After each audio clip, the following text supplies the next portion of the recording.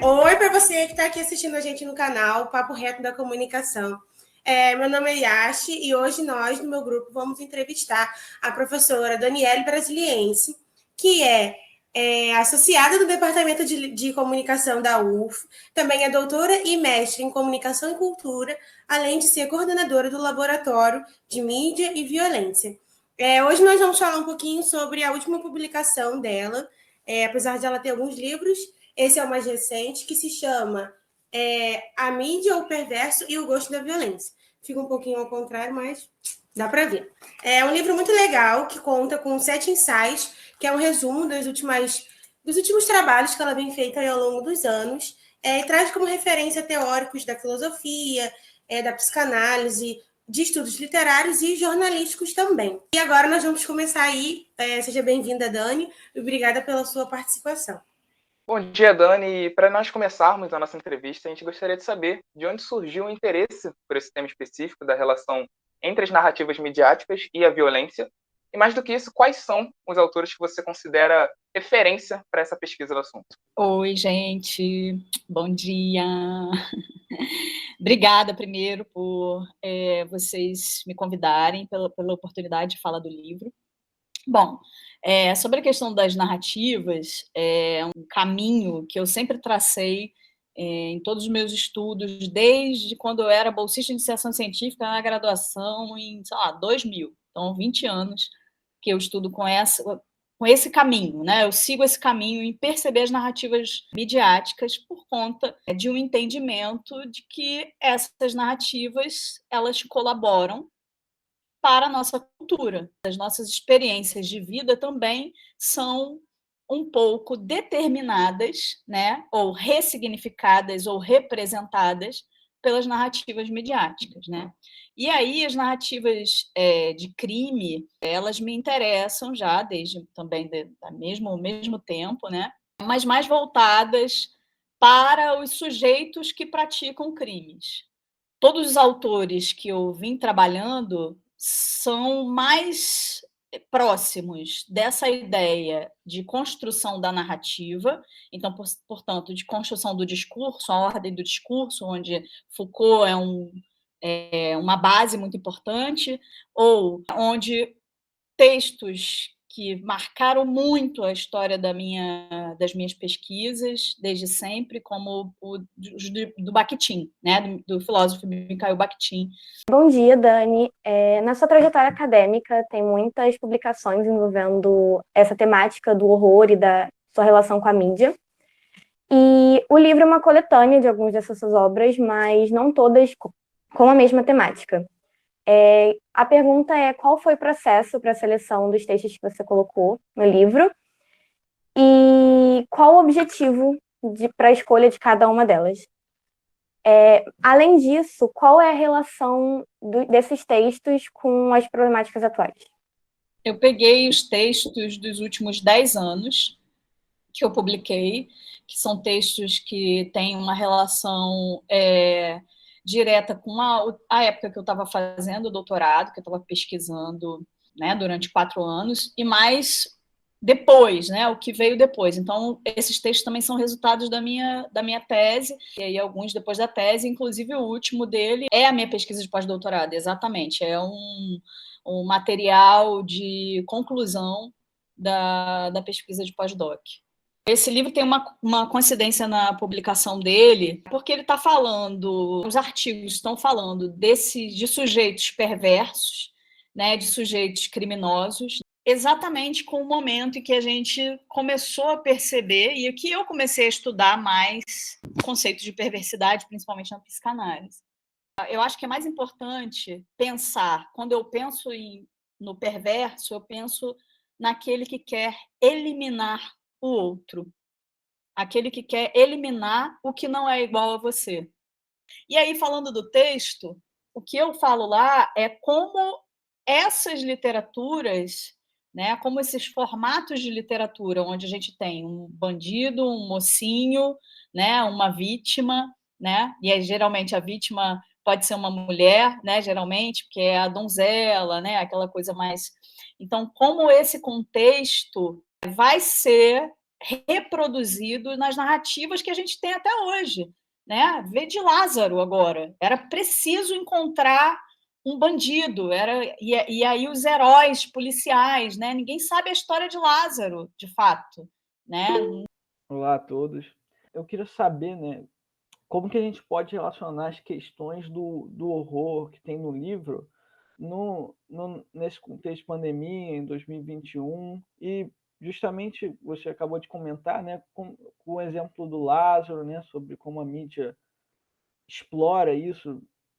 O que existe, o que deveria existir, é uma ética ou um pensamento crítico sobre determinados assuntos. Então, assim, o que acontece é que, por conta dessa ideia de que de uma possibilidade, de uma maneira certa de narrar, é que o cara vai e, tipo, pega esse enquadramento de uma narrativa policial e coloca ali, enquadra aquele acontecimento. Só que todos os acontecimentos, eles têm uma diversidade de verdades, né? Uma diversidade de realidades. O jornal, eu acho, e a mídia de modo geral, não pensa nessas possibilidades, né? Então, assim, quais são as múltiplas possibilidades que tem aqui? Tá, Suzane elaborou a morte dos pais.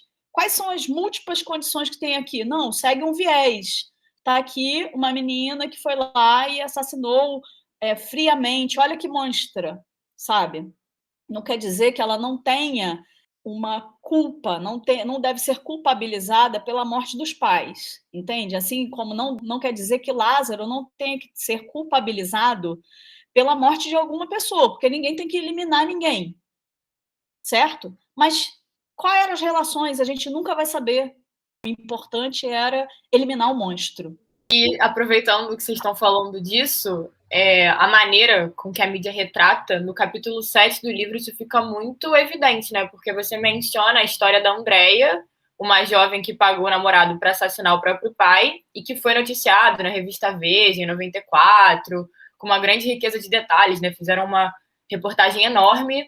E, nesse caso, você propõe uma comparação ali com o crime da Suzane von Richthofen, pela similaridade e também pela disparidade que tem entre os casos. E aí eu queria te perguntar, qual é a sua perspectiva sobre a forma como a revista apresentou as duas histórias para o público, né? Como eu digo no texto, o caso da Andréia, né, que é muito bom, é muito interessante, porque são muito parecidas mesmo, né? É que a Andréia tinha uma justificativa, né? A justificativa dela era: meu pai abusa de mim, né? Eu sofro abuso desde não sei quanto tempo, então, tipo, só tinha uma possibilidade na vida: matar ele. A Suzane, ela não tinha nenhuma justificativa. E aí, um dos motivos de eu ter escolhido essa temática da Suzane foi exatamente isso: pensar como a mídia ficava enlouquecida com essa falta de justificativa. Então, como é que a gente vai justificar? Precisamos arrumar alguma, né? E não tinha, era puramente a vontade dela de matar aqueles pais, mesmo que a vontade fosse banal. Eu quero ganhar esse dinheiro aí, esse seguro, mas nem isso era, porque ela não faz essa justificativa. Então, que grande monstro é esse, né? Então, como que é para você poder lidar com essa leitura, com essas pesquisas que você fez, e como foi a experiência de tratar elas, poder fazer um artigo, poder fazer um livro sobre essas experiências, sobre uma análise densa do que realmente foi retratado ao longo do livro? Quando eu comecei a trabalhar com essa temática, principalmente essa mais específica da minha tese de doutorado, eu pensei, tranquilão, pô, vou falar aqui de coisas... Quase ninguém fala. Quem quer falar de parricídio, né? As pessoas têm meio pavor de falar disso. Inclusive, eu fiquei muito taxada por várias pessoas, tipo assim, garota é louca. E aí eu lembro que o meu primeiro mergulho foi no acervo do jornal o Globo. E aí eu fiquei catando, assim, alguns casos. Eu peguei 5 casos. Depois eu escolhi esses casos, mas eu vi vários. Os casos de pessoas mais pobres eram notinhas, assim. Então, todos os casos justificados eram dados muito, assim, notinhas. E esses casos que não tinham muita justificativa, que eram casos, e principalmente que vinham de uma elite, né, ou de uma classe média alta, eram super abordados na mídia. E aí, assim, quando eu comecei a mergulhar nisso, e principalmente lendo esses detalhes, eu comecei a ficar um pouco esquisita, né? Assim, mas aguentei. Tanto que assim, eu terminei o doutorado um pouco antes do tempo, porque eu não aguentava mais aquilo. Inclusive, depois da tese, eu fiquei com um pouco de pânico de trabalhar com qualquer possibilidade de crime, porque foram coisas muito fortes, então aquilo me pegou muito. E aí eu dei um tempo com isso. Oi, Dani, bom dia. Na dedicatória do livro, você traça um paralelo entre a onda conservadora que vivemos, não só no Brasil, mas no mundo todo, e um certo gosto popular pelo perverso, termo que inclusive aparece no título da obra. Então, a gente queria saber como explicar o que você chama de responsabilidade da mídia em relação a esse comportamento social. É exatamente a ideia de que a gente constrói quadros narrativos na nossa vida mesmo, entre o que é certo e o que é errado. Portanto, entre o que é monstruoso e o que não é. Então, o que é o monstruoso? É aquilo que é diferente da gente, né? Então, a gente não suporta conviver com a diferença. E aí, não suportar conviver com a diferença deveria ser uma prerrogativa para tentar conviver com a diferença e tentar olhar para o outro, né? Ter uma alteridade. E aí, a nossa prerrogativa de pensar o outro é pensar a eliminação dele, né? Pensar a morte dele. Então, como a gente vai conviver em sociedade com todo mundo igual? É muito mais fácil, né? É muito mais prático, né? E vem dessa ideia de ordem, né? De uma certeza, de uma verdade, né? Daquilo que é certo e daquilo que é errado, né? De uma base, né? Ocidental muito cristianizada, né? Muito cristã, né? Nesse sentido. No passado, a mídia retratava um acontecimento de uma forma. Hoje em dia já retrata de uma outra forma. Essa comparação de como a mídia fazia a reportagem, como mostrava a pergunta no passado e como ela faz hoje. Tem essa dualidade? Existe uma diferença? Na sua opinião, assim, o que você acha? Eu acho que tem uma diferença na linguagem, mas não tem diferença no enquadramento. No enquadramento, principalmente, da estigmatização dos sujeitos. Então, a polícia, de modo geral, né, ou quem caça bandido é herói. Hoje eu acho que ainda tem um discurso que é um pouco controverso, né, em relação a isso, mas acho que é muito... Vocês não percebem uma dificuldade, por exemplo, no RJTV, de dizer, cara, a polícia foi lá e matou, ela tinha que realmente matar? Tem uma dificuldade de tirar esse lugar do herói.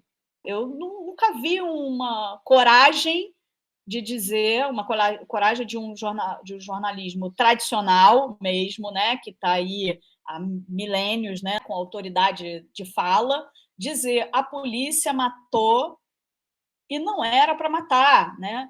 A polícia assassinou, né?